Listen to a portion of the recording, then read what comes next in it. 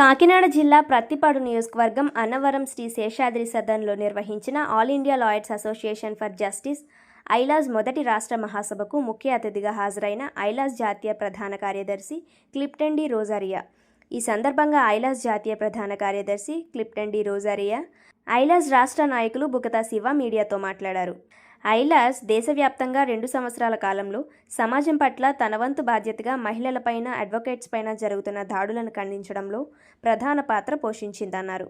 దేశవ్యాప్తంగా, రాష్ట్ర వ్యాప్తంగా న్యాయవాదుల ప్రయోజనాలు కాపాడడంలోనూ, ప్రజల హక్కులను కాపాడడంలోనూ ఐలాజ్ ముందుంటుందని పేర్కొన్నారు. ఈ కార్యక్రమంలో రిటైర్డ్ జడ్జి, ఏపీ హైకోర్టు న్యాయవాది జేసు రత్నకుమార్, హెచ్ఆర్ఎఫ్ ఆంధ్ర తెలంగాణ సమన్వయకర్త విఎస్ కృష్ణ, ఏపీసీఎల్సీ రాష్ట్ర అధ్యక్షులు వి చిట్టిబాబు, సీనియర్ న్యాయవాది ఏఎస్ఎస్ రాంప్రసాద్, న్యాయవాది పడాల రవి, జవహర్ అలీ, గౌరవ సలహాదారు ఏపీ ఆదివాసీ సంఘం పిఎస్ అజయ్ కుమార్, రాష్ట్ర వ్యాప్తంగా న్యాయవాదులు తదితరులు పాల్గొన్నారు.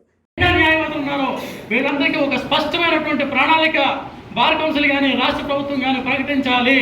వాళ్ళకి అండగా నిలవాలి, వాళ్ళకి ఆర్థిక వెసులుబాటు కల్పించాలి, వాళ్ళందరికీ కూడా మనం నిలబడి వెన్ను దండుగా ఉండాలని చెప్పి కూడా ఐలాజ్ తన మేనిఫెస్టోలో స్పష్టంగా పేర్కొనడం జరిగింది.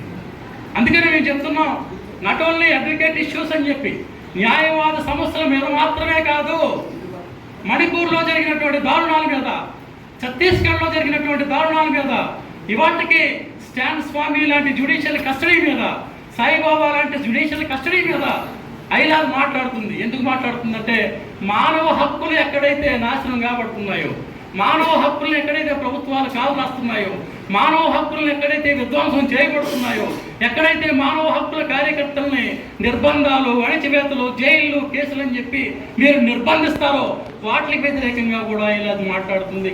Every state there are bar councils, there are bar associations. There's also a bar council in Delhi, Bar Council of India.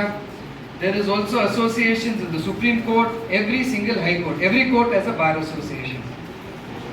But what we find is that these organizations are failing in raising the fundamental questions of advocates.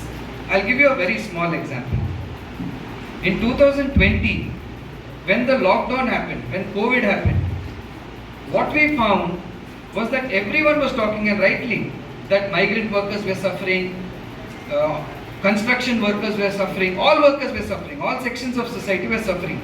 మనం ఏం చేయొచ్చంటే ఒక civil side basics తెలుసుకొని ఆ ప్రాంతంలోని ప్రజలకు ఉపయోగపడాలని అంటే, ఒక ఆదివాసీ కార్యకర్తకి, ఒక దళిత కార్యకర్తకి ఏం తెలియాలి, క్రిమినల్ కేసుల్లో ఆ ప్రాంతంలోని పేదవాళ్ళకి సహాయపడాలి, అడ్వకేట్కి సహాయపడాలి అని అంటే ఆయనకి బేసిక్ నాలెడ్జ్ ఏమి ఉండాలి, బేసిక్ స్కిల్స్ ఏమి ఉండాలి.